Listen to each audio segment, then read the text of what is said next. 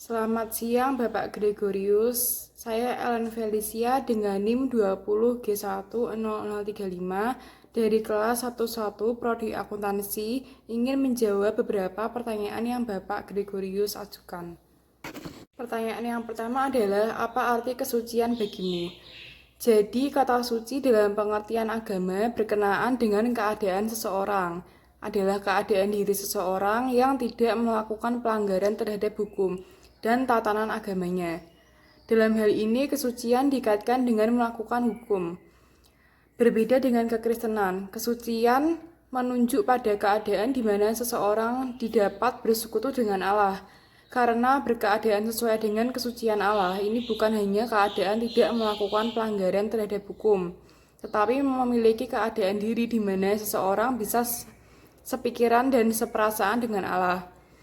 Kata suci dalam ayat ini menunjukkan keadaan hati yang terpelihara dari pengaruh kejahatan dunia.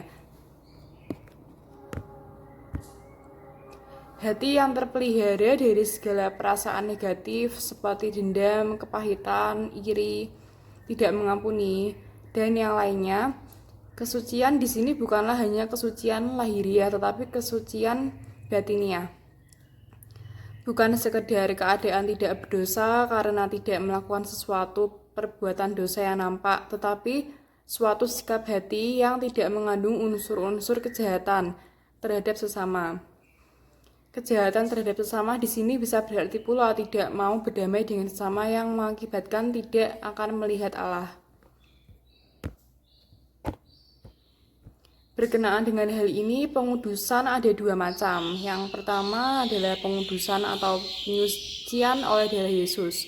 Ini adalah pengudusan atas semua kesalahan yang telah sedang dan bisa kita lakukan ke depan. Tuhan Yesus menjamin pengampunan atas semua dosa yang kita lakukan. Yang kedua adalah pengudusan oleh firman. Ini isi doa Tuhan Yesus dalam Yohanes 17 ayat 17. Pengudusan ini adalah pengudusan dalam karakter kita. Melalui firman kita diubah terus dan dibentuk menjadi manusia Allah, sehingga mengalami perubahan dari kodrat manusia dengan kodrat dosanya menjadi seseorang yang berkodrat ilahi, yang mengambil bagian dalam kekudusan Allah. Pengudusan yang kedua ini merupakan proses penyempurnaan.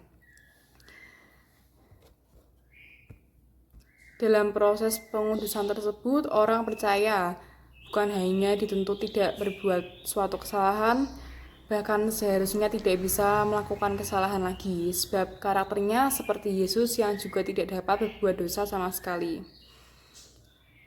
Banyak orang Kristen hanya mengenal pengudusan yang pertama, tapi tidak memasuki proses pengudusan yang kedua. Pengudusan yang kedua ini sama dengan mengerjakan keselamatan dengan takut dan gentar. Pertanyaan yang kedua adalah bagaimana proses menuju kesucian. Kesucian adalah semua tindakan, baik yang kelihatan maupun yang tidak kelihatan, yang sesuai dengan pikiran dan perasaan Allah. Kesucian hidup orang percaya tidak diukur oleh hukum, tetapi oleh pikiran dan perasaan Allah. Oleh sebab itu, setiap sikap hati dan gerak pikiran yang salah sudah memenuhi kategori dosa. Untuk hal ini, setiap saat seseorang dapat menyelesaikan atau melakukan pemberesan secara pribadi dengan Tuhan. Hal itu harus dilakukan secara pribadi dengan Tuhan, sebab tidak seorang pun yang dapat memahami keadaan batin seseorang. Dalam keadaan siaga, seseorang dapat selalu menyadari apakah dirinya di tempat yang benar di hadapan Allah atau tidak. Orang Kristen yang tidak berani hidup suci berarti tidak percaya kepada Tuhan Yesus. Percaya artinya menyerahkan diri kepada objek yang dipercayainya. Kalau seseorang mengaku percaya kepada Tuhan Yesus, maka ia harus bersedia untuk hidup dalam kesucian Allah. Tuhan Yesus berkata bahwa kita harus sempurna seperti Bapa. Dalam hal ini, kesucian hidup orang percaya bertalian dengan keagungan kepribadian seperti keagungan pribadi Bapa.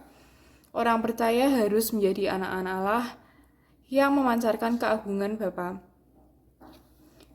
Oleh sebab itu, tidak orang percaya harus hidup dalam kesucian Bapa, yang sama dengan mengambil bagian dalam kekudusan Allah. Sebagai orang percaya yang memahami kebenaran lebih mendalam, kita harus berusaha untuk hidup tidak bercacat dan tidak bercela sebagai perjuangan yang paling penting dan harus didahulukan di tengah dunia yang semakin rusak ini. Dengan demikian kita berani menantang zaman. Jadi, untuk mencapai kesucian ini, kita dituntut relasi pribadi yang mendalam dengan Yesus. Tanpa ini, kekudusan itu hanya suatu impian atau angan-angan belaka. Kita pun sudah seharusnya memuliakan Yesus dalam hidup kita, berpikir, bertindak, dan gaya hidup kita.